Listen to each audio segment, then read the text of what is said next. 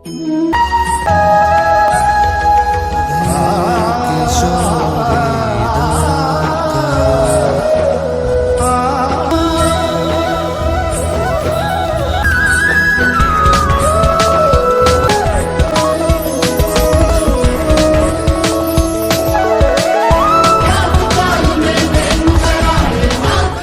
राधे भक्तों, आप सभी का स्वागत है हमारे YouTube चैनल किशोरी जी की कृपा में।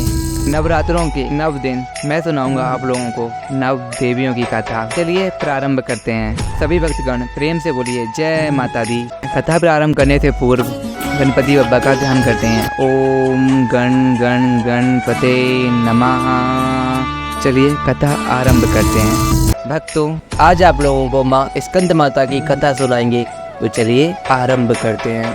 तो भक्तों, चलिए प्रारंभ करते हैं माँ स्कंद माता की कथा। स्कंद माता अर्थात भगवान कार्तिकेय की माता, भगवान गणपति की माता, माँ मनसा देवी की माता, अशोक सुंदरी मैया की माता अर्थात हम सब की माता, जगत जननी जगदम्बा आदि शक्ति आदि स्वरूपा। तो भक्तों, प्रेम से बोलो जय माँ स्कंद माता की। माँ पार्वती के मन में ममता उमड़ रही थी और ये बात भगवान भोले बाबा को उन्होंने बताई। उन्होंने कहा मुझे भी पुत्र प्राप्ति की कामना हो रही है, मुझे भी पुत्र चाहिए। और माँ की बात सुनकर भगवान भोले भंडारी ने माँ की इच्छा का सम्मान किया और माँ के साथ एक गुफा में चले गए। वहाँ जाकर दोनों अपनी ऊर्जा से एक ऊर्जा पुंज का सृजन करने लगे। वो ऊर्जा पुंज इतना शक्तिशाली था, उसकी ऊर्जा पूरे ब्रह्मांड में फैल रही थी। और ये सब देख देवराज इंद्र सहित सभी देवतागण वहां पहुंचे।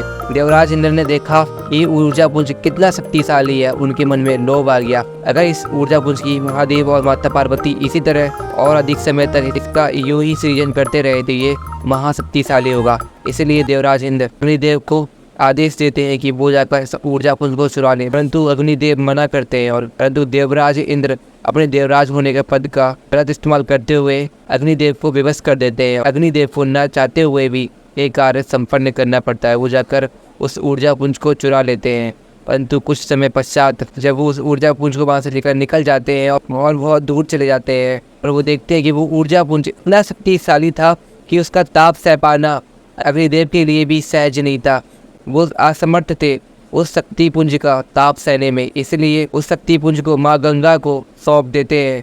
और माँ गंगा भी उसे लेकर कुछ देर तक चलती है और माँ गंगा भी देखती है कि वो ऊर्जा पुंज इतना शक्तिशाली होता है कि माँ गंगा भी उस ऊर्जा पुंज का ताप नहीं सह पाती। माँ गंगा झरने के पास आकर उस ऊर्जा पुंज को भूमि की ओर फेंक देती है और वो ऊर्जा पुंज जाकर स्कंद नामक घास में गिर जाता है। वो स्कंद घास माँ आदि स्वरूपा, माँ आदि शक्ति जगदम्बा का स्वरूप होती है, अर्थात माँ पार्वती का स्वरूप होती है। स्कंद नामक घास पर शक्तिपुंज गिरने के कारण माँ पार्वती का स्पर्श होता है और उस शक्तिपुंज से एक सुंदर बालक जन्म लेता है।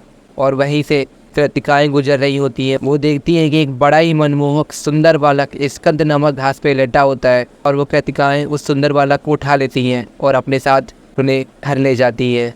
और जब ये बात माँ पार्वती और भोले बाबा को ज्ञात होती है, वो सभी देवताओं पे बड़े ही क्रोधित होते हैं और कृतिकाओं के पास जाते हैं अपने पुत्र को वापस लाने के लिए। परंतु कृतिकाएँ अनाकारी करती हैं कि नहीं, अभी ये पुत्र का लालन पोषण हम करेंगे। दोनों माँ पार्वती और कृतिकाओं के बीच अनाकारी होने लगती है। और फिर माँ पार्वती जो कि आदि स्वरूपा आदि शक्ति जगदम्बा है, तो काल से भी परे हैं, उनसे क्या छुपा है, इसीलिए उन्होंने कृतिकाओं को अपने पुत्र को सौंप दिया और उनका नाम रखा कृतिकाओं का पुत्र होने के कारण कार्तिकेय अर्थात मोरगन। और माँ पार्वती कैलाश आकर कार्तिक जी के आने की प्रतीक्षा में व्यस्त हो जाती हैं। कई साल गुजर जाते हैं और आखिरकार भगवान कार्तिकेय जब बड़े हो जाते हैं, कृतिकाएँ उन्हें सारा सत्य ज्ञात कराती है। उन्हें अपने जन्म का सारा भेद पता चलता है और वो कृतिकाओं के साथ अपने माता पिता से मिलने कैलाश को आ जाते हैं। कैलाश आते वक्त उन्हें न जाने कितनी सारी परीक्षाओं से गुजरना पड़ा। कार्तिक जी हर परीक्षा में उच्च स्तर से उत्तीर्ण हो रहे थे और ये सब देख माँ पार्वती भगवान भोले बाबा बड़े ही प्रसन्न हो रहे थे। और आखिरकार भगवान कार्तिकेय कैलाश पहुंच जाते हैं। कैलाश पर माँ पार्वती और भगवान भोले बाबा और सभी का बड़े प्रेम से स्वागत करते हैं। और जब कार्तिकेय जी अपने माता पिता से मिलते हैं, उनसे सारा सत्य जानते हैं, वो उनसे बड़े क्रोधित होते हैं कि आप लोगों ने मुझे स्वयं से दूर क्यों किया। परंतु ये तो विधि का विधान था। माँ पार्वती ने कार्तिक जी को समझाया, ये नहीं समझा भी, और फिर माँ पार्वती ने अपने पुत्र भगवान कार्तिकेय को शिक्षित करना शुरू कर दिया। उन्हें तैयार कर आने वाले हर परिस्थिति के लिए तैयार करना शुरू कर दिया। उन्हें हर प्रकार की कलाएं सिखाई। उन्हें युद्ध कला से लेकर भिन्न भिन्न प्रकार की सभी कलाओं से उन्हें शिक्षित किया।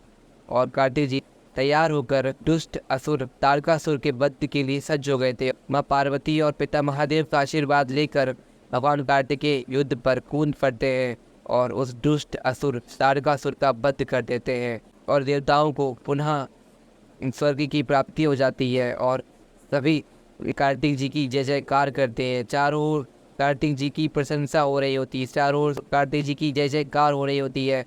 फिर कार्तिक जी को देवताओं का सेनापति घोषित कर देते हैं। तो भक्तों, ये थी माँ स्कंद माता की गाथा, जिसमें भगवान कार्तिकेय शक्तिपुंज के रूप में अपनी माँ की आंचल में आ गिरे और शक्तिपुंज से बालक का रूप धारण किया। तो सभी भक्तों प्रेम से बोलिए जय माँ स्कंद माता की। भक्तों, कल आप लोगों को माँ कात्यायनी की कथा सुनाएंगे। तो अभी मेरे YouTube चैनल किशोरी जी की कृपा को सब्सक्राइब कीजिए और साथ में बेल आइकन को भी प्रेस कर दीजिए, ताकि कि जब भी मैं वीडियो अपलोड करूँगा आप लोगों तक टिमटिमाट करके नोटिफिकेशन आ जाएगा। और जब तक के लिए राधे राधे।